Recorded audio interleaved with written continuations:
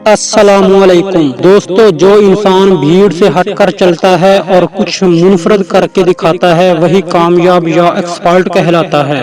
जब एक आम इंसान अपनी कामयाबी का सफर शुरू करने के लिए कोई काम करता है तो बहुत सारे ख्यालात उसके जहन में ऐसे भी आते हैं जो उसको अपनी राह से भटका देते हैं। उसके जहन में होता है कि बैक वक्त कई काम करने चाहिए ताकि कामयाबी जल्द से जल्द मिल जाए, लेकिन ये एक गलत सोच है। बैक वक्त दो या दो से ज्यादा कामों को अंजाम देने का मतलब ये है कि कोई भी काम अंजाम ना देना। इंसान फिर ना इधर का रहता है और ना उधर का, और नतीजा टेंशन की सूरत में मिलता है। दोस्तों, ये बात जहन में रहे कि कामयाबी की बुनियाद वो काम नहीं जो इंसान दिन भर करता है, बल्कि कामयाबी महज चंद वो काम हैं जिन्हें हम बेहतर अंदाज में अंजाम देते हैं।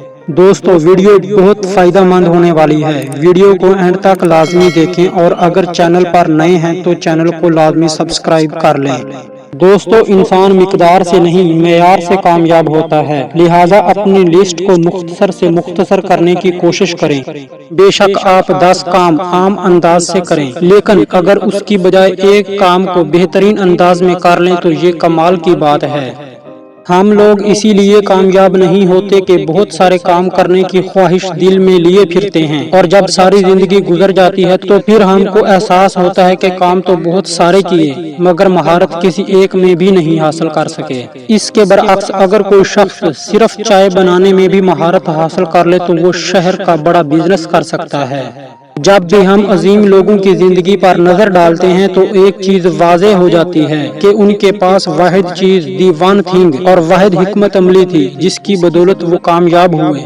दी वन थिंग का मतलब यह है कि इंसान बहुत सारे काम करने की बजाय एक काम को पकड़े और उसमें इस कदर भरपूर मेहनत करे कि उस मैदान का शाहसवार बन जाए। इसकी मिसाल मैं आपको एक छोटी सी कहानी से समझाता हूँ। एक बड़े बहरी जहाज का इंजन खराब हो गया।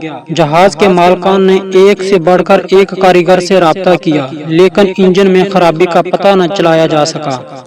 किसी ने एक बूढ़े एक्सपर्ट का बताया जो अरसा दराज से जहाज के इंजन की मरम्मत करता आ रहा था और अपने काम का माहिर था। बूढ़े कारीगर से राब्ता किया गया। मुकर्ररा वक्त पर बूढ़ा कारीगर अपने औजारों के थैले के साथ मौका पर पहुंचकर फौरन काम में जुट गया।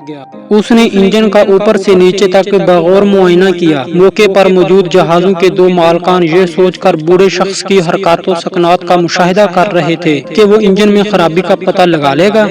इंजन का जायजा लेने के बाद बूढ़ा कारीगर अपने औजारों के थैले के पास पहुंचा और एक छोटा सा हथौड़ा निकाला। बूढ़े कारीगर ने हथौड़े की मदद से इंजन पर एक मखसूस जगह आहिस्तगी से ज़रब लगाने के बाद उसे वापस थैले में डाल दिया। हैरानगी की बात यह कि इंजन स्टार्ट हो चुका था।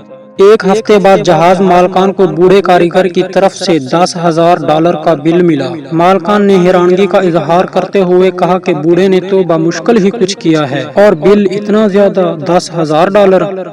चनाचा जहाज मालकान ने बूढ़े कारीगर को एक नोट लिखकर भेजा कि मेहरबानी फरमाकर बिल की तफसील अरसाल करें। बूढ़े कारीगर ने जवाबन जो बिल भेजा उसकी तफसील कुछ यूं थी। हथौड़े के साथ ज़रब लगाने का बिल मुबल्लग $2, जबकि ज़रब कहाँ लगानी है उस इल्म के मुबल्लग $9,998।